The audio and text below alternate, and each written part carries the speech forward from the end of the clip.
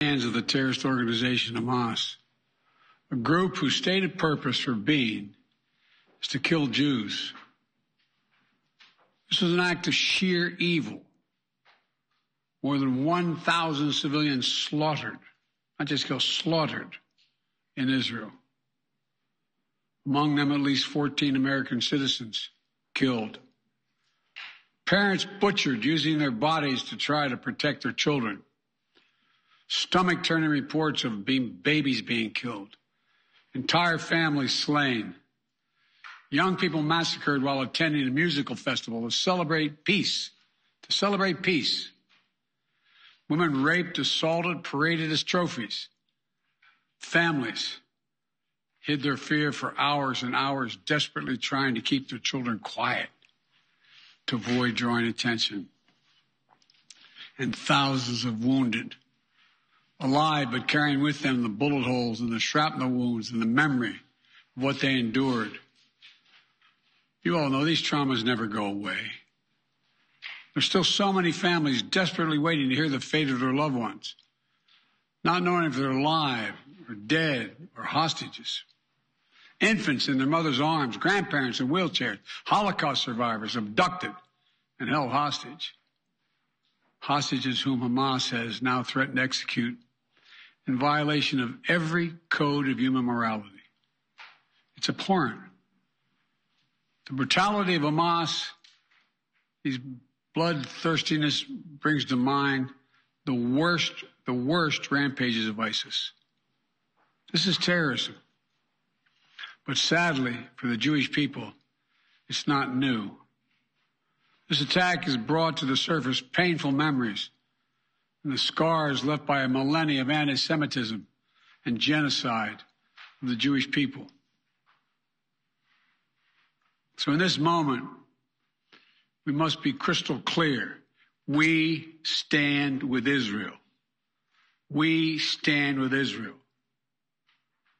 And we will make sure Israel has what it needs to take care of its citizens, defend itself, and respond to this attack. There's no justification for terrorism. There's no excuse. Hamas does not stand for the Palestinian people's right to dignity and self-determination. Its stated purpose is the annihilation of the state of Israel and the murder of Jewish people. They use Palestinian civilians as human shields. Hamas offers nothing but terror and bloodshed with no regard to who pays the price. The loss of innocent life is heartbreaking. Like every nation in the world, Israel has the right to respond, indeed has a duty to respond to these vicious attacks. I just got off the phone with a third call with Prime Minister Netanyahu, and I told him the United States experience what Israel experienced, and our response would be swift, decisive, and overwhelming. We also discussed how democracies like Israel and the United States are stronger and more secure when we act according to the rule of law. Terrorists purposely target civilians, kill them. We uphold the laws of war, the law of war. It matters. There's a difference. Today, Americans across the country are praying for all those families that have been ripped apart. A lot of us know how it feels. It leaves a black hole in your chest when you lose family. Feeling like you're being sucked in. The anger, the pain, the sense of hopelessness. This is what they mean by a human tragedy, an atrocity on an appalling scale. We're going to continue to stand united, supporting the people of Israel who are suffering unspeakable losses and opposing the hatred and violence of terrorism. My team has been in near constant communication with our Israeli partners and partners all across the region and the world from the moment this crisis began. We're surging additional military assistance, including ammunition and interceptors, to replenish Iron Dome. We're going to make sure that Israel does not run out of these critical assets to defend its cities and its citizens. My administration has consulted closely with Congress throughout this crisis. And when Congress returns, we're going to ask them to take urgent action to fund the national security requirements of our critical partners. This is not about party or politics. This is about the security of our world, the security of the United States of America.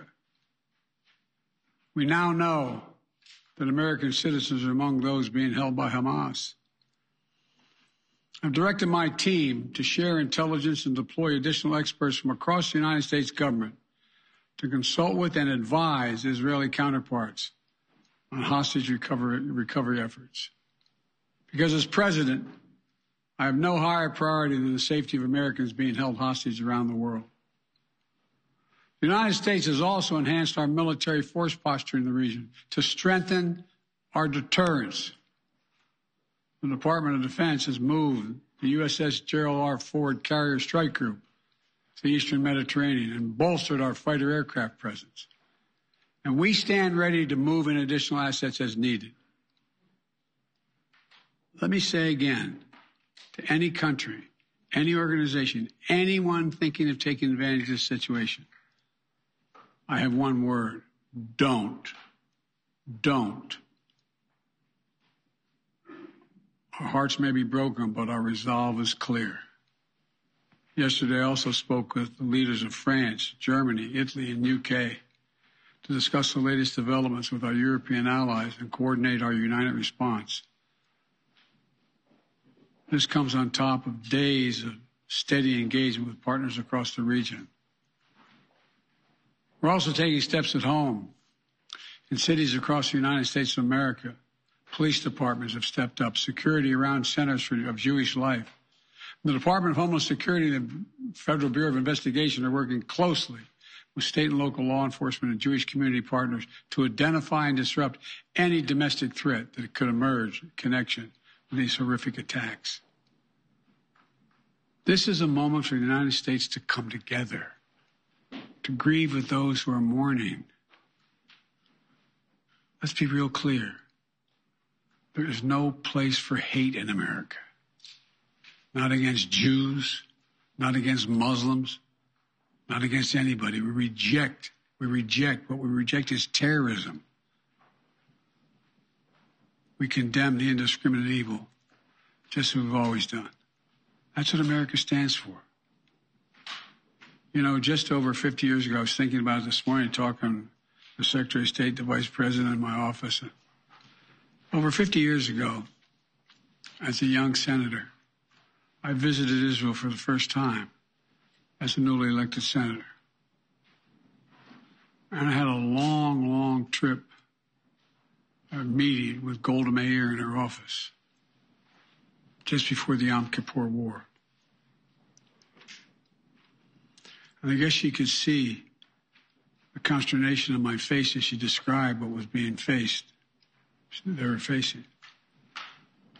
We walked outside in that sort of hallway outside her office to have some photos. She looked at me all of a sudden and said, "Would you like to have a photograph?" And so I got up and followed her out. We were standing there silent, looking at the press. She could tell, I guess, I was concerned. She leaned over and whispered to me. She said, "Don't worry, Senator Biden. We have a secret rep in here in Israel." My word is what she said. We have no place else to go. We have no place else to go. For 75 years, Israel has stood as the ultimate guarantor of the security of Jewish people around the world, so that the atrocities of the past could never happen again. And let there be no doubt, the United States has Israel's back. We will make sure the Jewish and democratic state of Israel can defend itself today, tomorrow, as we always have. It's as simple as that. These atrocities have been sickening. We're with Israel. Let's make no mistake. Thank you. Mr. President, what was your reaction? נשיא ארצות הברית ג'ו ביידן מדבר